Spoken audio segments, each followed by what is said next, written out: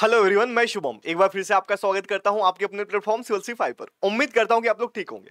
आज की जो लेक्चर है इसमें हम पढ़ने वाले इंडियन पॉलिटी।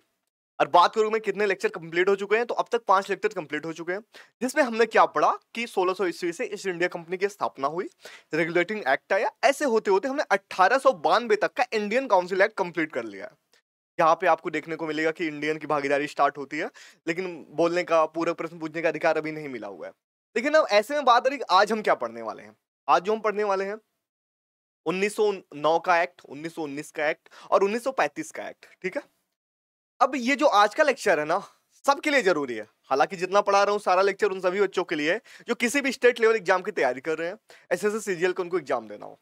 लेकिन अब आपको ना जो आज पढ़ने वाले 1909 का एक्ट, उसके पारित होने से पहले आपको वहां का कुछ कंडीशन जानना पड़ेगा कि ये किन हालात में पारित हुआ। तो सबसे पहले मैं आपको बताऊं कि आपको पता है कि कांग्रेस की स्थापना हो चुकी है, मुस्लिम लीग की भी स्थापना हो चुकी है और साथ में साथ बंगाल का विभाजन भी हो चुका है। तो ऐसे में क्या होगा कि यहाँ के जो नेता होंगे बहुत ज्यादा दबाव बनाएंगे ब्रिटिश पार्लियामेंट पे कि तुम हमें स्वशासन दो, हम शासन अपने हाथ में लेके भारत का शासन करना चाह रहे हैं, तुम्हारी भागीदारी इसमें नहीं होना चाहिए। तो ऐसे में ये एक्ट पारित होता है। तो आप जानते हैं इसमें क्या क्या मेन मेन चीजें थी, और इस एक्ट को एक नाम से और भी जानते हैं, मिंटो मार्ले सुधार। ठीक है, ये ध्यान रखना, बहुत इंपॉर्टेंट है। कभी कभी क्वेश्चन आपसे पूछ लेगा कौन सा ऐसा इंडियन काउंसिल एक्ट है जिसको मिंटो मार्ले सुधार के नाम से जानते हैं, तो आप 1909 का एक्ट बोलोगे। ठीक है, ध्यान रखोगे। अब इसके बारे में बात करेंगे, मुख्य प्रावधान क्या था। सबसे पहले क्या हुआ, लेजिस्लेटिव काउंसिल्स का विस्तार हुआ। अब आपके मन में आ रहा होगा ये क्या चीज है, तो मैं आपको बता दूं कि केंद्रीय प्रांतीय विधान परिषद का जो आकार था उसको बढ़ा दिया गया। आपको पता होगा, ये चीजें मैंने पहले ही लेक्चर में बता दिया है। पहले जो 16 सदस्य थे, 16 सदस्य की संख्या बढ़ाकर 60 कर दी गई, सीधे सीधे 16 से 60 हो गए। ध्यान रखोगे इस चीज को।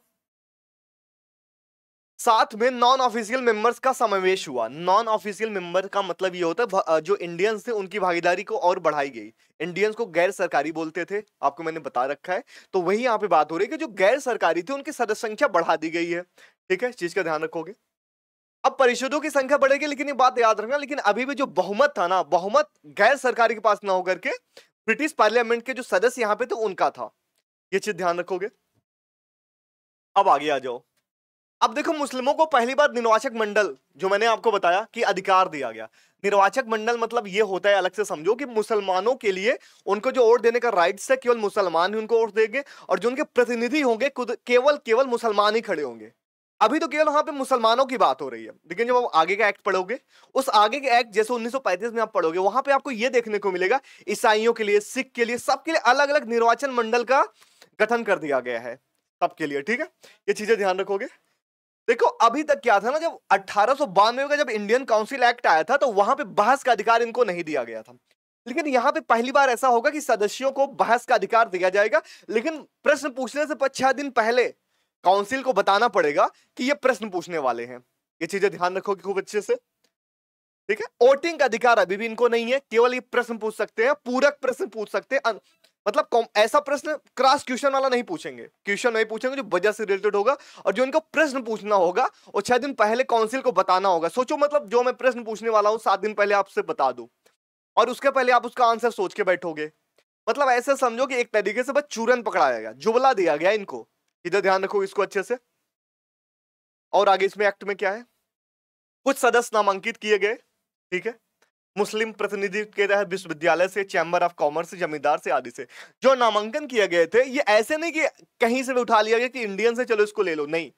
कुछ लोगों को, खास खास लोगों को, जैसे मुस्लिम लीग से कुछ सदस्यों को ले लिया गया, कुछ विश्वविद्यालय से ले लिया गया, कुछ चैंबर ऑफ कॉमर्स से, कुछ जमींदार थे, मतलब जिनकी हैसियत बड़ी थी, ऐसे ऐसे समझो, उन्हीं की भागीदारी बढ़ाई गई। ध्यान रखो इस चीज को लेकर के। लेकिन इनको वोटिंग का भी राइट्स नहीं है, ये चीज ध्यान रखना, सबसे काम की बात है। हाँ, प्रश्न पूछने का अधिकार मिल गया था।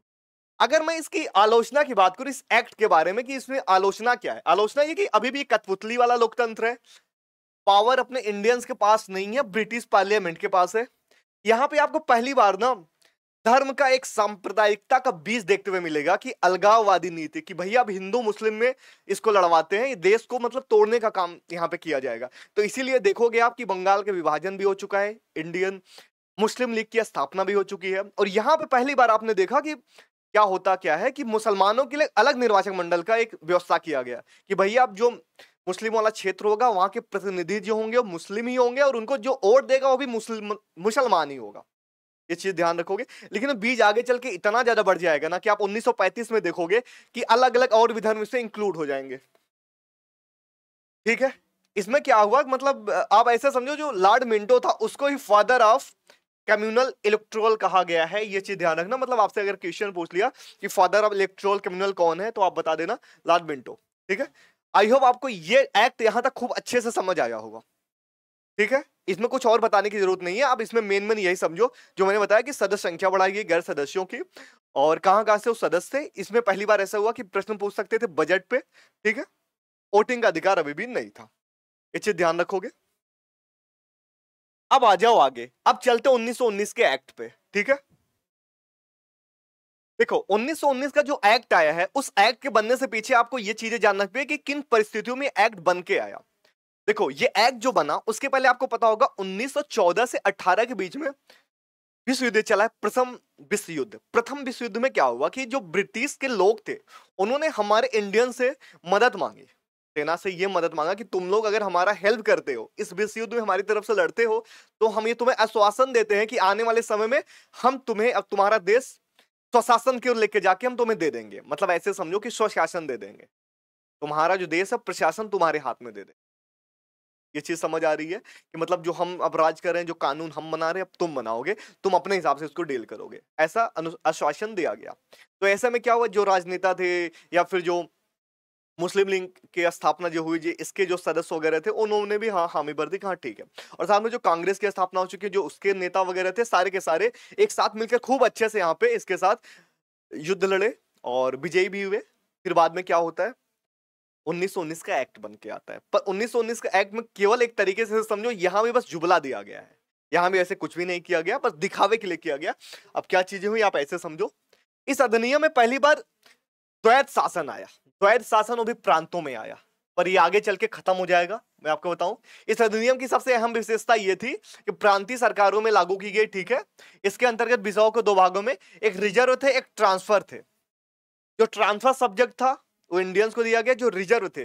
अब रिजर्व का मतलब ये था, इसमें ऐसे समझो कि ऐसे पुलिस हो गया, पुलिस वाला हो गया, यहाँ पे रक्षा का मामला हो गया, संचार का मामला हो गया, ये खुद ब्रिटिश पार्लियामेंट ने अपने हाथ में रख लिया। और आपको क्या पकड़ा दिया, सेवा, स्वास्थ्य, ये सारी चीजें। तो ऐसे में क्या होगा, मेन पावर तो अभी भी उनके हाथ में। अगर पुलिस जिसके पास है, राजस्व व्यवस्था जिसके पास है, देश का संचार व्यवस्था, विदेशी मामले, अगर सब कुछ अगर किसी दूसरे देश के पास है, फिर हम स्वशासन कहां से हैं, फिर हम स्वतंत्र कहां से हैं। सारा सब कुछ अगर वही मैटर देखेंगे तो हम क्या यहाँ पे बस एक तरीके से शिक्षा का मामला देखें और हेल्थ का मामला देखें, फिर ऐसे में तो ये रियल तो ये पावर हमारे पास तो रहा नहीं।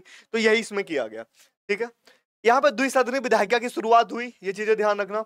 अगर आपसे पूछा जाए केंद्र में पहली बार द्विसदनी विधायिका कब बनी, तो आप बोलेगे 1919 के एक्ट के। ठीक है, अब देखो चौथा कह रहा सीमित मताधिकार और प्रतिनिधित्व है।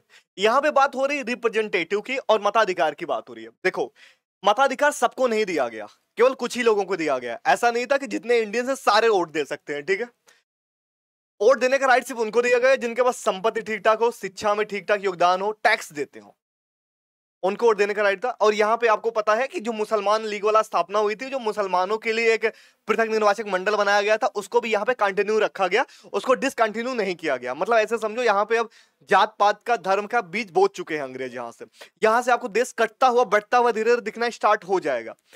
ये ऐसे करेंगे कि हिंदू और मुस्लिम, हिंदू मुस्लिम करना स्टार्ट यहीं से हो जाएगा। ठीक है, अब देखो अगला क्या कह रहा है। अगला ये कह रहा है, इसमें आपको पहली बार क्या दिखेगा, पब्लिक सर्विस कमीशन देखने को मिलेगा। मतलब ऐसे समझो आप कि यूपीएससी जैसी एक स्थापना की जाएगी 1926 में।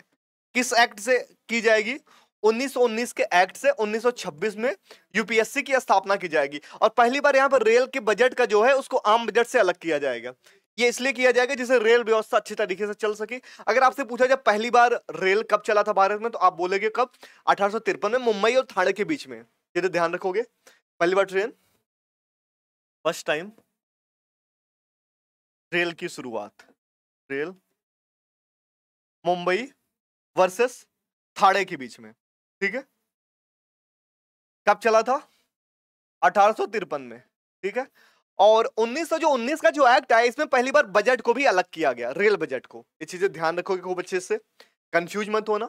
और 1926 में यूपीएससी की स्थापना हुई 1919 के एक्ट से, प्रॉपर तरीके से। ठीक है, अब आगे चलो। अगर मैं इस एक्ट की आलोचना की बात करूं, आलोचना में यह है ना, भारत के एक संवैधानिक विकास की दिशा में एक कदम तो था, लेकिन इसकी आलोचना इस आधार पर हुई कि इसमें सत्ता का वास्तविक हस्तांतरण नहीं हुआ था।